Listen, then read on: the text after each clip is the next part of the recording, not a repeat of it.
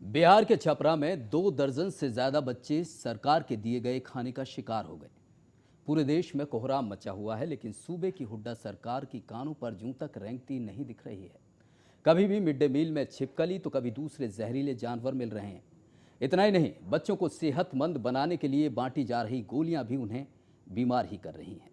ऐसे में सूबे में कभी भी छपरा जैसे हादसे की होने की आशंका बनी हुई है स्थिति है, क्योंकि सरकार योजना बनाती है भले के लिए, लेकिन सवाल ये है कि जो रिजल्ट, जो नतीजे हैं, जो दिखने चाहिए, और खासकर बच्चों का मामला बेहद ही संवेदनशील मामला होता है, लेकिन जब इम्प्लीमेंटेशन की, उसके एग्जीक्यूशन की, उसे लागू करने की बात आती है तो इस तरह की लापरवाही सामने आती है।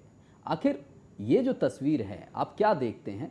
कमी कहाँ है? जो सरकारी अफसरान हैं वो जिम्मेदार नहीं हैं, या जो पॉलिटिकली भले ही लागू करने के लिए, वोट बैंक के लिए आपने लागू तो कर दिया, लेकिन जो मंशा है वो साफ नहीं है? क्या स्थिति नजर आती है? काम का है, ये बहुत अच्छा मुद्दा है, इसको भी हमें सोचने की जरूरत है। सवाल ये है कि अब क्योंकि वक्त की कमी है, बड़ी माफी के साथ आप लोगों से आखिरी प्रतिक्रिया चाहूंगा कि आप, क्योंकि आप विपक्ष में हैं, क्या कुछ होना चाहिए कि जो मासूम बच्चों की सेहत से, उनकी जिंदगी से खिलवाड़ हो रहा है, क्या कुछ होना चाहिए? सब कुछ छोड़ दीजिए, सिर्फ और सिर्फ हाइजीन लेवल बरतने रूप से लागू करने के लिए, उसके लिए हम स्वयं जिम्मेदार है, हमारी सरकार जिम्मेदार है, हमारा सिस्टम अकाउंटेबिलिटी का अभाव है। हुड्डा सरकार लगातार दावे करती है। संजय छोकर जी से जवाब ले लेते हैं। जिस तरह से लगातार बात आ रही है, किसी भी लेवल पे देखें, जो अकाउंटेबिलिटी है, जो जिम्मेदारी का भाव है, वो नहीं दिखता है सरकार की तरफ से। संजय छोकर जी, आखिरी प्रतिक्रिया आपसे। हाँ, खाद्य सुरक्षा बिल के बाद केंद्र सरकार अपनी दूसरी बड़ी उपलब्धि के साथ लोगों के बीच आ गई है।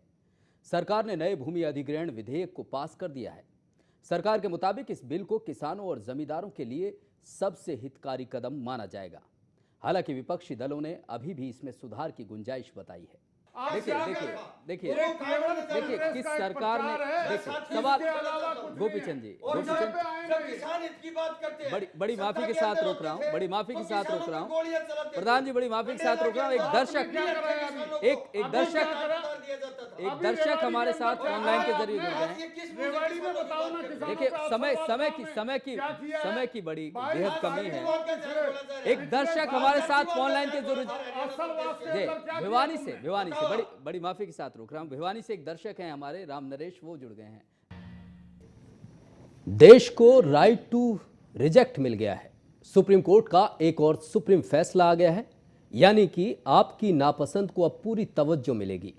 लेकिन बड़ा सवाल ये कि क्या सच में ये फैसला देश की राजनीति को साफ करने में मील का पत्थर साबित होगा? क्या उम्मीदवारों की नापसंदगी अब स्वच्छ राजनीति की बड़ी पहल होगी? आपके मुद्दे, आपकी राय में चर्चा इसी बात पर कि देश की सबसे बड़ी अदालत के इस फैसले पर क्या रहेंगे मायने। क्या शर्मा, बीजेपी के प्रदेश अध्यक्ष, लगातार फोन लाइन के जरिए जुड़े हुए हैं। रामविलास जी, जब संविधान में यह हक है कि हम किसी को चुनने का, अपनी अभिव्यक्ति जाहिर कर सकते हैं, तो रिजेक्ट करने का जो अभिव्यक्ति है उसमें परेशानी है क्या? रामविलास जी, देखिए, आप ये सारे जो तरमीम है, सत्ताधारी दल अपनी सुविधा के अनुसार संविधान में कई परिवर्तन करता है, अमेंडमेंट करता है। शर्म आती है हमें, शर्म आती है पढ़े लिखे होने पर, अपने को सभ्य समाज का हिस्सा कहने पर, शर्म आती है हमें इस दुनिया का सबसे अच्छा प्राणी होने पर।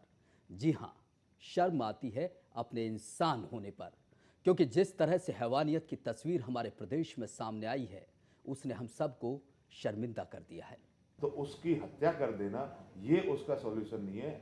उनको समझाया जा सकता है, क्योंकि जिंदे रहेंगे तो आगे सोच में दिक्कत नहीं है दलाल साहब, आपके हिसाब से सोच में दिक्कत नहीं है। सोच तो समाज बदलेगा जब समाज में हम रहते हैं। मनुष्य जो है सामाजिक प्राणी है।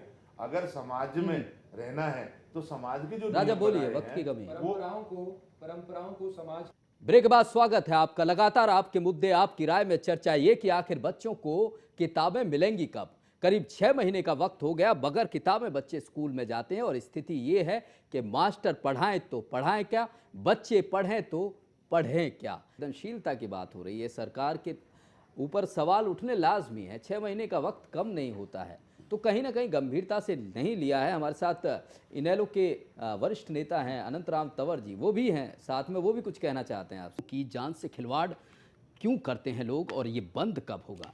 बड़ी खबर यही है कि जिस तरह से इस पूरे मामले में जो 4 साल के मासूम तन्नू आखिर 9 घंटे के संघर्ष के बाद, मौत से लड़ने के बाद बच गई, इस पूरे मामले में जिन लोगों पर लापरवाही की बात सामने आई है, 5 लोगों के खिलाफ मामला दर्ज हुआ है। इस वक्त की बड़ी खबर आपको बता दें, बच्ची के नाना समेत 4 लोगों के खिलाफ मामला दर्ज हुआ है। पलवल में बोरवेल में 9 घंटे तक फंसी हुई 4 साल की मासूम बच्ची, जिसे निकाल लिया गया था, सेना ने निकाला था बड़ी मशक्कत के बाद। अब उस पूरे मामले में जिस तरह से हम भी ये सवाल, खबर अभी तक लगातार ये सवाल उठाता रहा कि आखिर इस घटना के पीछे जो जिम्मेदार लोग हैं उनके खिलाफ कार्रवाई हो ताकि आगे लोगों को सबक मिले। नमस्कार, आप सबका बहुत बहुत स्वागत है खबरें अभी तक की बेहद खास पेशकश एमएलए हो तो ऐसा में। मैं हूं सुंदर सोलंकी और मैं हूं आपके साथ मुमताज। और हमारे साथ स्टूडियो में मौजूद हैं अनिल आर्य जी, जो कि इस कार्यक्रम के एक विश्लेषक हैं और जज की भूमिका में हैं। अनिल जी, आपका स्वागत है। Thank you. उम्मीदवार देने की प्रक्रिया शुरू करने का वक्त आ गया है।